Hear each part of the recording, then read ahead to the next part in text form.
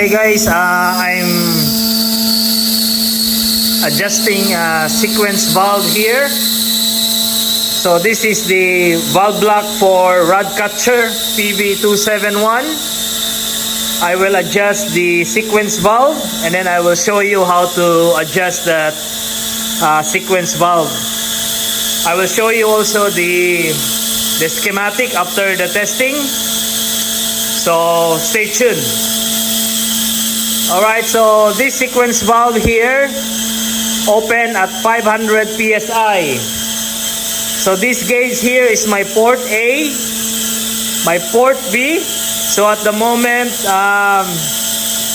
there's a pressure trap there because of the pilot check valve. It's a kind of load check. My inlet pressure is 268 at the moment.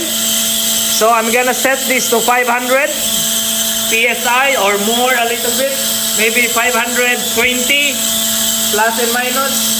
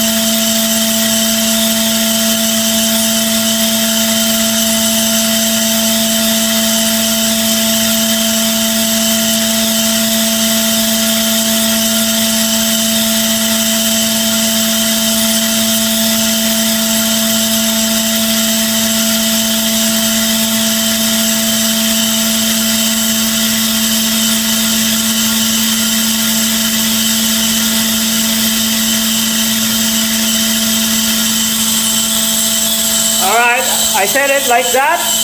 Then, to make sure, I'm gonna release this pressure here. Alright, so that we have an accurate reading, okay? I'm gonna turn this off first.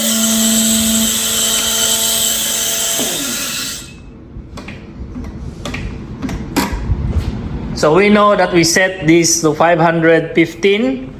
The sequence is still closed. I should be able, once this I wind this all the way back or out, and then I should be able to read either A or B, depend on this at neutral, what's opening. I should be able to read pressure, meaning the sequence is opening, overcome. The spring from the sequence is overcome by the inlet pressure. Alright, stay tuned. Stay tuned, guys. Alright, so no pressure here. B and A. Okay? So this one here at neutral and solenoid off. P to B. Alright? So this one here. B. Alright, so let's see. Let's open the sequence valve. Wind it slowly out. Alright, and then watch the pressure.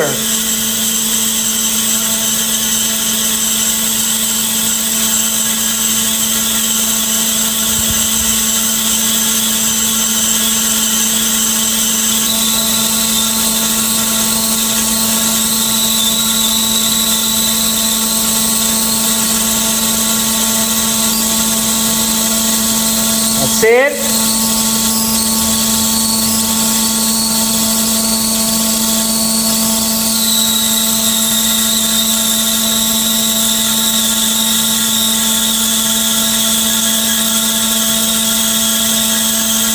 That's it. Alright. So the sequence valve overcome by the 500 psi. Now as you can notice, there's a pressure difference because there's an orifice inside. So that makes a pressure difference. Now I'm gonna set this to 750 and let's see what is the reading.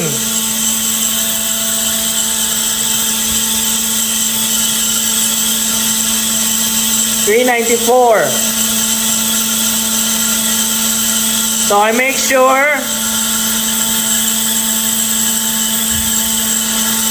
I energize first and then lower the pressure inlet and then adjust it again and see what pressure open, just to double check my setting.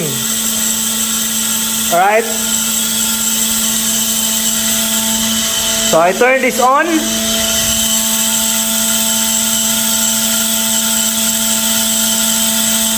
Now P and A open now. B is 0. Turn this off.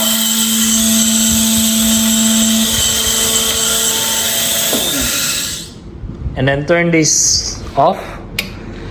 And now I should be able to recheck, lower the pressure here. Okay. Alright. Lower the pressure there. Alright, see that pressure gauges?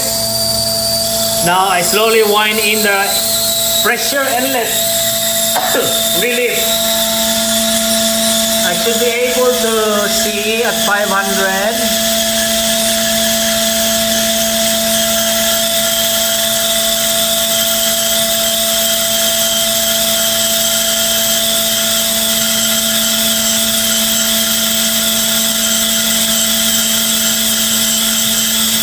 Look, the B port.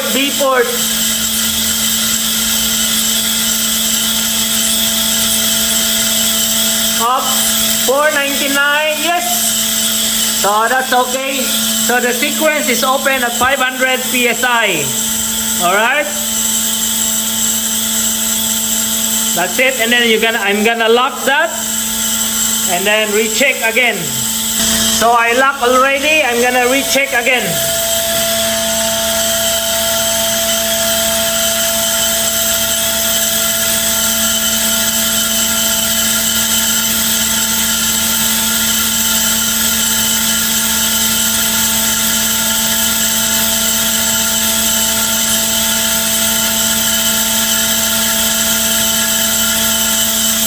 So around 492.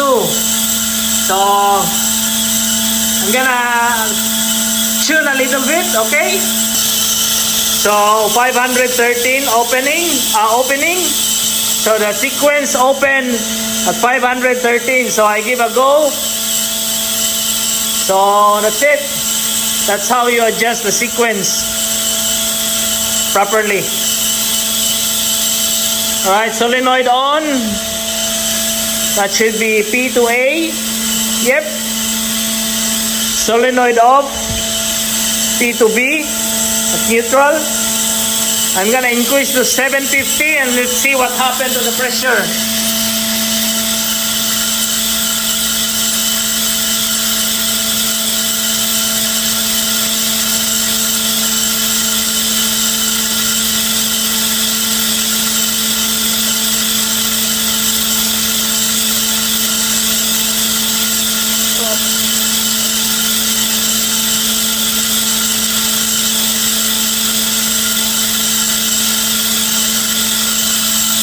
Alright, on off.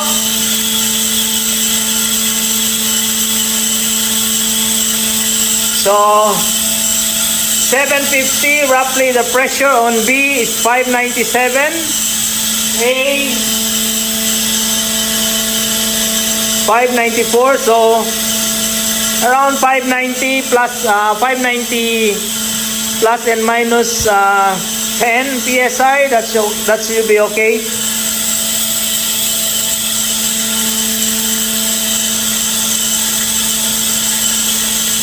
Yep.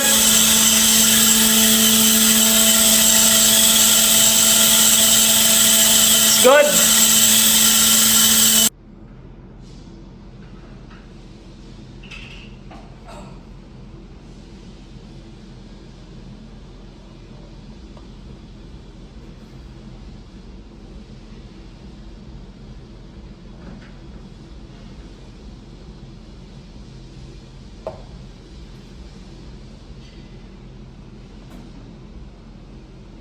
Thank you. Okay, pre.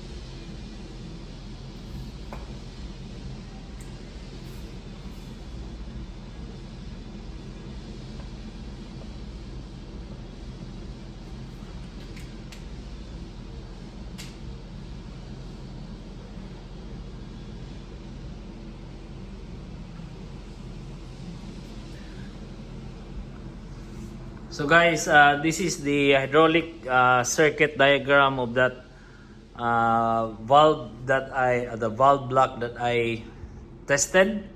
So this is the sequence, which is the RSDC from Sun Hydraulics.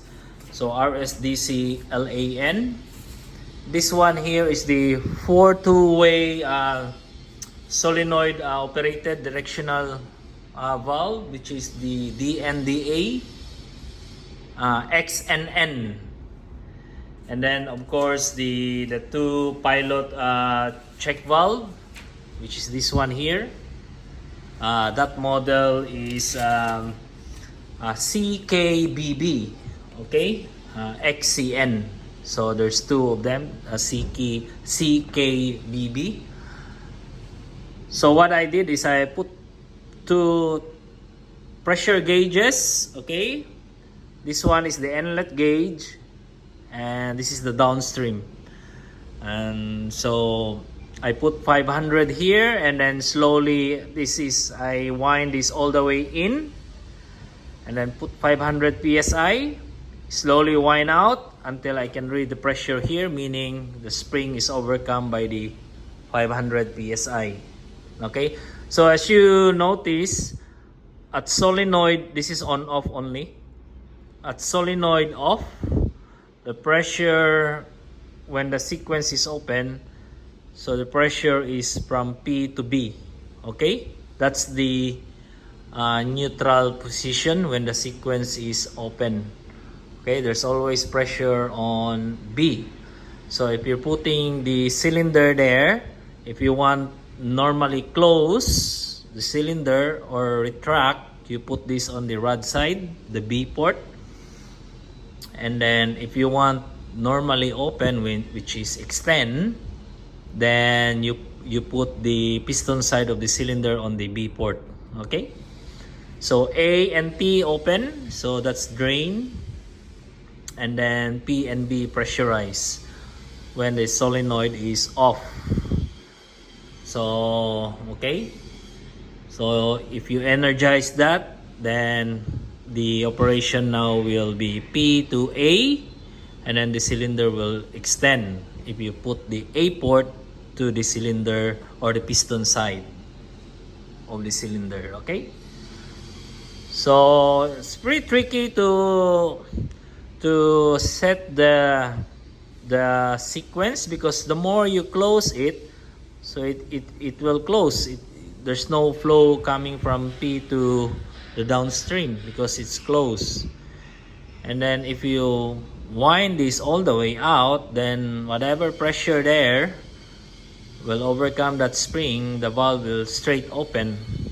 So remember here, if you do that, then you have a lock pressure here because of the check. Okay, so if you remove some hoses, make sure you bleed that oil first out of pressure, because it's locked. See, this is a load check. Okay, so that's the circuit of the rod catcher PV271 hydraulic. Thank you.